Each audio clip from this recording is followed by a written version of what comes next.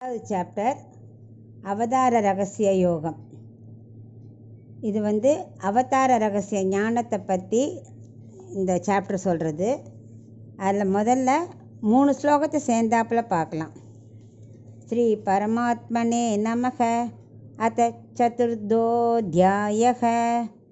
ஸ்ரீ பகவானுவாச்ச இமம் விவஸ்வதே யோகம் ப்ரோக்தவானஹமவ்யயம் விவஸ்வான் மனவே பிராக மனுர் இக்ஷ்வாகவே ப்ரவீத். 2வது ஸ்லோகம். ஏவம் பரம்பரா பிராப்தம் இமம் ராஜர்ஷயோ விதுஹு சகாலே நேக மகதா யோகோ நஷ்ட பரந்தபக. 3வது ஸ்லோகம்.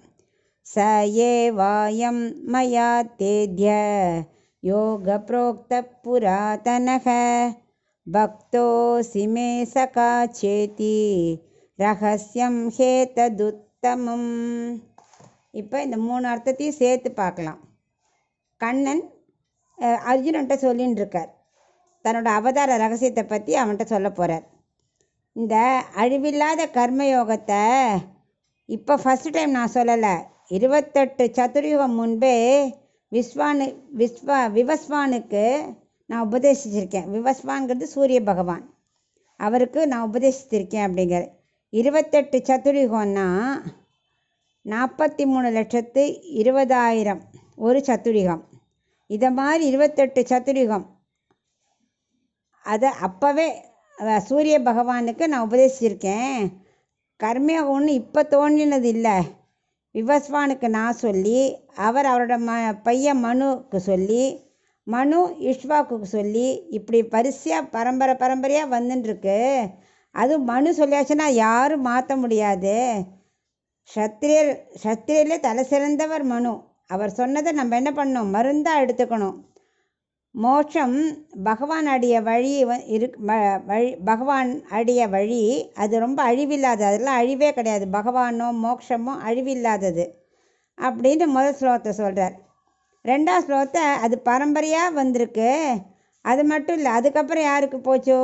அஸ்வபதி, ஜனகர், அம்பரீஷ், அவள் எல்லோரும் யார் தெரியுமா? ராஜ ரிஷிகள். ஸோ அவளும் இதை ஃபாலோ பண்ணினான். அப்படியே அதை ஃபாலோ பண்ணினான். ஸோ எவ்வளவு காலமும் அதை ஃபாலோ பண்ணிகிட்டே இருக்கா. ஆனால் ரொம்ப காலம் வர வர வர வர கொஞ்சம் ஸ்ரத்தை குறைஞ்சிட்டே வர ஆரம்பிச்சிடுது. ஏன்னா நல்ல நல்ல அதிகாரிகள் குறைய ஆரம்பிச்சிட்டா. அதனால் ரொம்ப காலம் ஆகிடுது இல்லையா? அதனால் கொஞ்சம் கொஞ்சமாக கம்மியாகிடுது. திரேதா யுகம் முடிஞ்சு துவாபர யுகத்தில் கடைசியில் கிருஷ்ணாவதாரம்.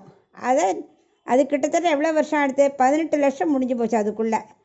அதனால் யோகம் அந்த ஞானம்லாம் கொஞ்சம் நலிஞ்சு போயிடுது. ஆனால் கம்ப்ளீட்டாக போகாது. பீஷ்மர், துரோணருக்கெல்லாம் கர்மயோகம் தெரிஞ்சும் நலிஞ்சிட்டு தான் என்ன அர்த்தம்? அவரோட எதிர்கட்சியில் இருக்கா. அவளுக்கு தெரியாமல் இல்லை, அவள் ஆப்போசிட் சைடு இருந்ததுனால அவளால் ஃபுல்லாக ஃபாலோ பண்ண முடியல. 3வது ஸ்லோகத்துக்கு இப்போ அர்த்தம் சொல்கிறார். அதே பழமையான ரொம்ப புராதனமான கர்மயோகத்தை இன்றைக்கி நான் உபதேசிக்கிறேன் உனக்கு. சர்வஜனான கண்ணன் அர்ஜுனனுக்கு சொல்கிறான் அப்படின்னு அவன் யோசிக்கிறான். இவ்வளோ சர்வஜன் இவ்வளோ பேருக்கு சொன்னதை நமக்கு சொல்கிறாரே கண்ணன் அப்படின்னு அர்ஜுனனுக்கு ஒரே ஆச்சரியம். கண்ணன்ட்ட கேட்குறார், நீயோ சர்வஜன், அவ்வளோ பெரிய பெரிய பெரிய ராஜாக்களுக்கெல்லாம் நீ சொல்லியிருக்க, உபதேசம் பண்ணியிருக்க. நான் சாதாரணவன், எனக்கு உபதேசம் பண்ணுறியே ஏன் அப்படின்னு கேட்கல. அப்படி ஒரு பார்வை பார்க்குறான். அதுக்கு கண்ணன் சொல்கிறார், அதுக்கு என்கிட்ட இருக்கிற பக்தி, நீ என்னையே சரணாகதியாக அடைஞ்சுட்ட. நீ என்னோடய சகா வேறு, ஃப்ரெண்டு வேறு, அது மட்டுமா அத்தை பிள்ளை வேறு. அதனால தான் நான் உனக்கு உபதேசம் செய்கிறேன். நீ வழி தெரியாமல் தவிக்கிற இல்லையா? நீ என்கிட்ட கேட்டில்ல உபதேசம் பண்ணேன்னு, அதுக்காகத்தான் நான் உனக்கு சொல்கிறேன். ஆனால் இது ரொம்ப போற்றி பாதுகாக்க வேண்டிய கர்மயோகம். அதனால தான் நான் உனக்கு சொல்கிறேன். நீ வழி தவறி போயிடக்கூடாது, இதை நல்லா நீ ஃபாலோ பண்ணணுங்கிறதுக்காக நான் உனக்கு உபதேசம் பண்ணுறேன். இந்த 3 ஸ்லோகத்தையும் ஏன் கர்மயோகத்தை ஃபாலோ பண்ணணும்னு தன்னோட அவதார ரகசியத்தை ஆரம்பிக்கிறார்.